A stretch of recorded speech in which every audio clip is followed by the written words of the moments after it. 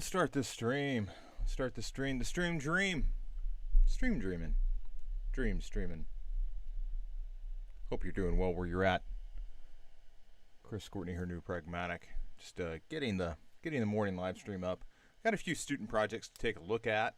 Got a really interesting questions here from John Balboa. He just threw something across, asking about, everybody's at these crossroad. Everybody's got these crossroad questions right now because jobs are opening up, jobs are closing down. The world is just in flux. Up is down, black is white. You get the idea. Dry is wet. Everything's the inverse of what it would appear to be. And while we're waiting on YouTubes to catch up, I would just say that, first of all, whatever you end up doing, it should be something that you love to do. And unless that's something that you love to do, it's something that can't, pay the bills. And in that case, that's obviously not a great situation.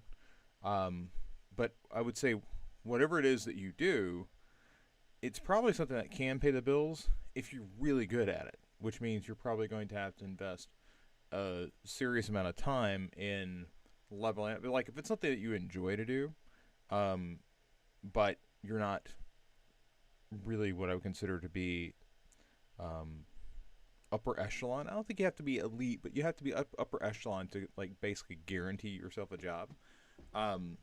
Then I would say spending time focusing on developing that craft would be your best occasions.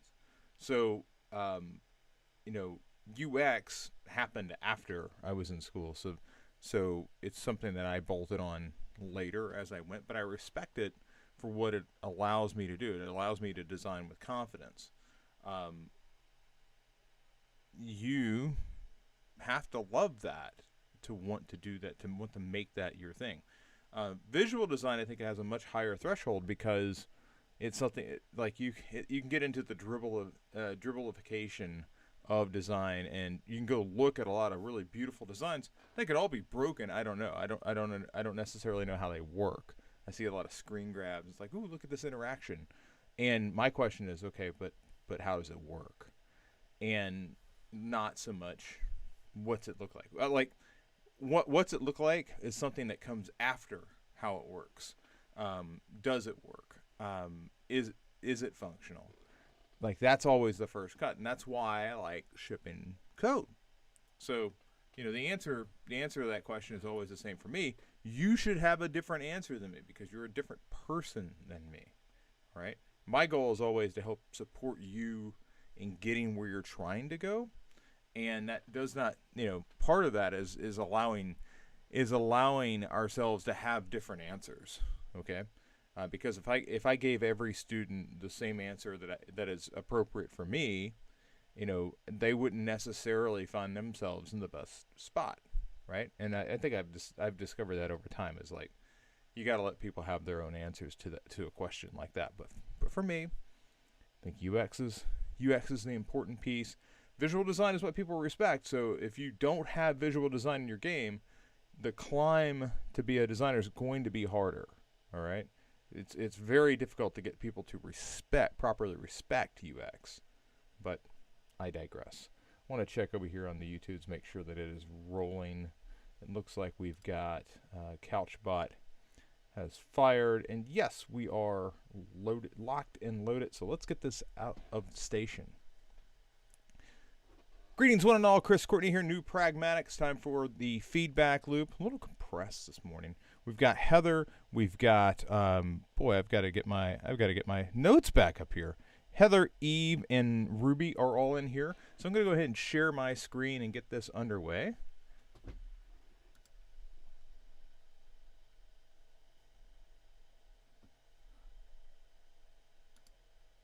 So right away, we're looking at Heather's remote learning survey responses.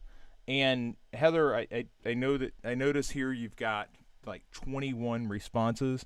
The thing that I always come back to on this is, and I see that they're like some of these are coming through basically yesterday.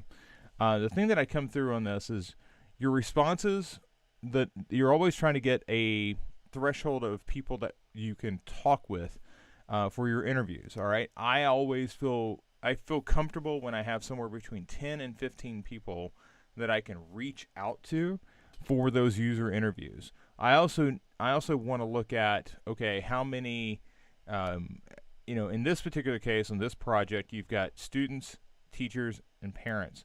Students are the hardest category to get to because, frankly, they're younger and you're less likely to have access to them unless you find a parent who is willing, who talks to their kid. So I might reach out to one of these parents and say, hey, would love to get, I know you have kids. I would love to get the insight from your student on what their experience has been like. Would you be willing to share this survey with them? But overall, what I see here in your stack here is you've got 22 people, and it looks like the line here is saying that roughly 8 or so are willing to be contacted. I'm just going to take a quick look over here. Yeah, it looks like maybe a little more than that. Maybe you've got like 9, 10. So you're very close to that line. Keep in mind the reason why I want more people, not fewer, is you're always, even though people have said yes, you can contact me, you're always going to have a drop off. All right. And that drop off is going to be, you send out the request for contact, and it comes back, and it's a number of people that are, a number of people just aren't going to respond, even though they said you can contact them. You can't count on everybody, and that's why you need more. You're doing 3 interviews, but you could reach out to 9, 10 people before you fill the 3. So that's the reason why you want more, because you just it is a numbers game. It's a funnel. The other thing I would say is the focus here should be where you're at. So if you've got responses from Midwestern states, doesn't really apply for the area that you are operating in. That's one of the caveats of the exercise, is because the responses you get from, say, Wisconsin are going to be, because this is remote learning, and it is under the guidance of these people could go back to school. It might not be remote learning. All right. Eventually, these people might go back to school. It really depends on local restrictions and level of quarantine, things like that. So that's why you shouldn't bounce around on this one. It should be in your backyard. And you also want to look at a mix of things here, like how well is your child doing? You've got people that are saying about the same. Then you got people that are saying worse. You've also got these other categories, reliable. Everybody's got reliable internet, so that's good. I've got some yes nos here. I'm always looking for the yes nos. So is it experiencing stress? Okay, I've got yeses and nos. And so I would be looking for, okay, grades are about the same, and the child is not experiencing stress. Okay, that's not as interesting to me as the grades are about the same and they're experiencing stress. So I'd want to talk to one of each of those, and then grades are worse and they're experiencing stress. I think those are, you want to mix it up. You don't want the questions that are answered to be the same. So the first switcher, and nobody is like, oh, they're doing much better. Although some people down here were like, hey, their grades are better than they were last year. I would be interested in talking to them, but I'm guessing that as we go down, the people whose kids are better are like, yeah, you can't talk to me. So I would really like to get more of those people into the boat, and that's the limited scope that you have here. So that's the biggest problem you've got right now is the answers are moving around, but the problem is you don't have you don't, like the teacher. One of the people I would be interested in talking to is the teacher, but if they say no, then you have no other teachers to turn to. So I would push this out. I'm not sure what the I'm not sure where these are coming from. If this is Nextdoor, if this is Facebook, if this is friends and family, but based on where you're at, I'm worried you're going to run out of people to talk to that give you a wide enough range. Because the teacher by default, like, that's the only teacher I've got, so I've got to talk to them. I wish that you had a couple of more, and I see that you do have a couple more, but they didn't say you can contact them, which is always the womp womp. All right, so let's move over here to, I'm going to go over here to Ruby. So Ruby, you've got your presentation that you are working on, and we've kind of talked through this yesterday. So here you're explaining, context of the card goal, card patterns. I'm kind of looking for where things have been updated. Cards, we kind of, I believe we were really at the final stage of that. So here's flexible tables. Flexible tables, now you've got a bit of context here of what you were going for. It's not just pictures. Iteration 1 seems like, okay, so now you're showing, like, here are the components that were part, we were, I would say one of the reasons we were able to build very quickly is because we had a pre-existing design system that we were leveraging. And this is something that I would point out because a lot of people, are not, they're not sure of what existed and what didn't exist. And one of the great things about having a component library is, hey, you can really prototype this stuff pretty fast. But that only happens if you use it. So I think that that's something that I would point out. And as you begin to look through, you can kind of see it. Now you can see it. I might even move that ahead. I might even move these components ahead, like sketches. And one of the great reasons we could prototype so fast was we had these components. Let's continue looking. Okay, so here you're talking about the fact that you were able to, beyond this point, you were able to iterate really quickly because you were code pairing. And then here is the journey. Okay, so it looks like this is where you started. Then these are the sketches, and this is, okay. I'm not sure if this is the right order because it seems like iteration 1 was this, but maybe what that means is iteration 1 was original state. Is that right? Maybe not. Let's see here. I really like the labeling here. That's pretty solid. And then the final iteration. Yeah, so tables feels a lot more, I'm getting a lot more context out of tables now than I was before. So here's self-serve. Now we've really focused on why. This is shortened up a bit. It's pretty close to where we were aiming at. The business case, the user case, onboarding, 6 objectives. We talked about that. So the handoffs.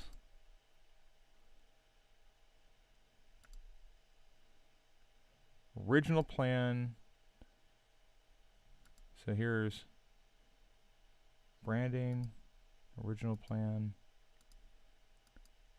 Okay, so this is a situation where I think some, it's kind of funny now that you've got this this labeling page where you're kind of kind of explaining what all is happening here in this table view. Now I'm looking for it down here on the checklist, and this is might be where you take something like these 2 pages and point out that, because this is a checklist and this is general settings. What different jobs are they doing? But I got to be honest with you, the fact that you put this together in a couple of days for this interview that you're having, I think speaks volumes. You've got a lot of work to work with. I would focus less on upgrading this at this point and more on walking through what you're saying. I think that I would not touch this much from here. I would just focus on, okay, work on your delivery, and be, we walked through a number of questions that could be asked yesterday. Be prepared for those. Okay, this is really nice work though. All right, and then finally we have Eve, and Eve is working on her handoff for first teacher, and what I think is great about this, Eve, is you've really quickly put together, like, I know you have a branding guide to come and it's not here yet. We're looking at the things that you've collected. You've gone through and you've created a table of contents. So like if they're needing to update the programs, or they're needing to update the blog, or they need to update a gallery or the team, that's really easy to find in this guide because you've done a good job of tagging these.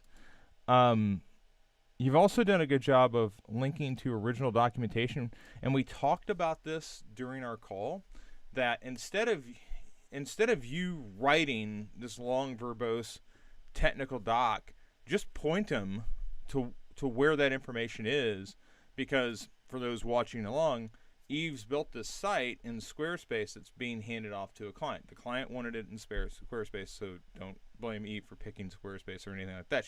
She's working with them.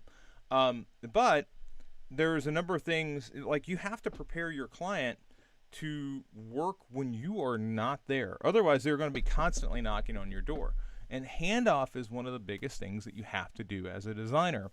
So this document and the way that you've gone through and identified the potential questions that they're going to have, like, how do I do a blank? And this is, like I was talking with Ruby, what questions are you going to receive during that presentation? How do I do a blank is what you have outlined here. I also like that you've added in a few non-Squarespace things, like, hey, you're cropping photos. Be sure to remember the rule of thirds. Hey, you need to compress your photos to make the page load faster. So here's a little resource for that. This is super helpful stuff. Now, keep in mind, you're not trying to make them into designers, okay? This is literally the definition of just dangerous enough to be useful, okay? But you also are trying to not get mired down in the technical writing aspect of this. That is, frankly, not a lot of fun. So I think that you've done a good job here. I would encourage, like, what I like here is you've done some you've at least got this one screen grab. I think the screen grabs help them, because a lot of times when you're talking about a client, they don't necessarily understand what some of the terminology is. Like, what is a gallery? All right. Now you and I know what a gallery is, but do they really know what the gallery is? I would take a little snapshot, slide it in here. Same thing for team. Like, what do you mean team? They have, team is a really loaded word, because it's like, oh, team, like my team at work, or team, and that's a very different thing than team as in team on the web page. Might look similar, but in how they're producing it in their heads, I'm always concerned about, because they haven't been, especially if this is handed off to a third person. Like, there's a person that you've been working with directly on the project, and then they hand it off to somebody that's like a person removed. It's like, what are they going to see in their heads? So I would take snapshots. I would do basically what you've done here, just to make sure that they understand. And this is jump to anchor links. Like, that's very inside knowledge that I wouldn't expect the lay person to necessarily understand. So I would say just adding some visuals here is the biggest thing.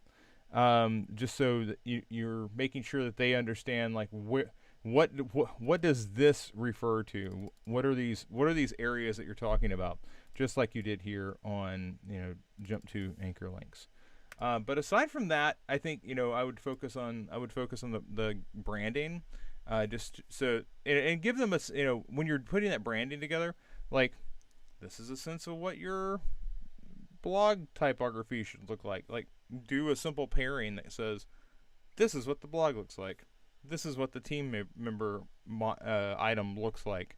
That way they're not necessarily having to dig into the site to understand what it is that you're talking about. All right, but this is really good. This is really good.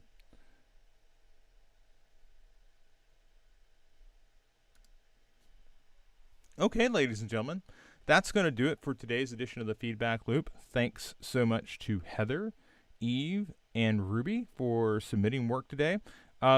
Really, this is in all different directions. Some people are just getting started with their research. Other people are applying for jobs. Other people are handing off work. Like you're all moving in very unique trajectories today. Love to see it. Some of the work is some of this work is challenging. Like you've just got to have the depth of resources to call upon, whether that's like with Ruby with the additional assets that she's been adding to her presentation, or like Heather's situation with the number of people that she has to that she can call upon for user interviews. Just know that volume sometimes is an easy way to future proof. Like you never know how much you are going to need of a certain thing. Much like with Eve. Eve's got her guidelines that she's sending over for First Teacher. You never know what questions they're going to have, so try to give them as many resources as you can possibly think of without running yourself into the ground, which is why I like linking out to other resources that they may need. All right, ladies and gentlemen, it's been great. I'm going to see many of you later today. Actually, Luigi's knocking on the door now. So without further ado, I'm Chris Courtney. This has been the Feedback Loop, and I will see you all tomorrow. Take care.